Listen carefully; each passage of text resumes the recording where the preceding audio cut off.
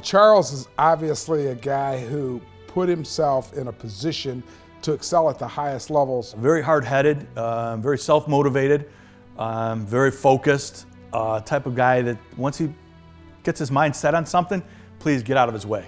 Hardworking, that's the best way I can explain it. He's very hardworking, and that's something I've really taken from him. It's to work hard when no one's looking. He didn't want to play freshman football.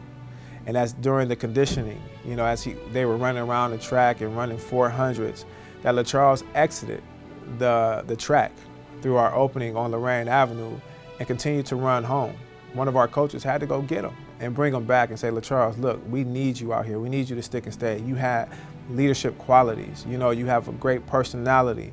You'll fit well with our system and our team here. I don't think LaCharles knew how great he was going to be. It was the end of the first quarter, and the official came over to the sidelines, comes right up to me and said, hey, coach, that offensive lineman right over there, and points to LaCharles. He's being too aggressive. Is he doing something illegal? He goes, no, he's not doing anything illegal. He's just being too aggressive. I'm not going to apologize for the young man driving his opponent 10 to 15 yards downfield. And the official sort of realized, never mind, and he walked away. So needless to say, we won the game because we could run right behind LaCharles the whole night. Within a couple of years, ended up being an all-state performer. Goes on to college, receives the Remington Award. The Remington Award is presented to the top college center. So he goes from never playing down a football to all-state to the top college football player. Then he goes on to play in the NFL. In the NFL, he earns 2 Pro Bowl berths.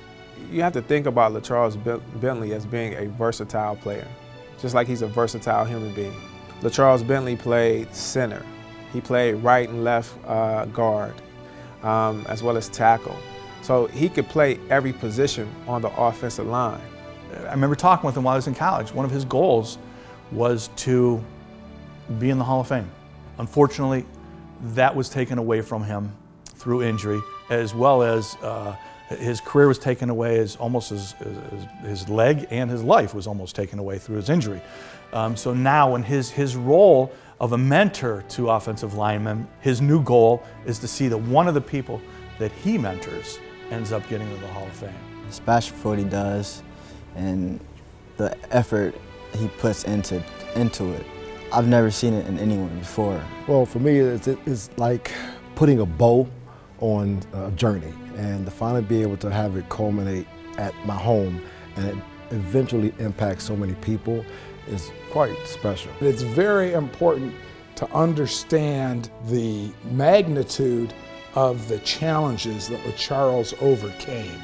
And instead of letting it damage him, destroy his spirit, he has turned it in a constructive way and in a way that's going to benefit so many others who've come after him. It is truly the epitome of what St. Ignatius is all about.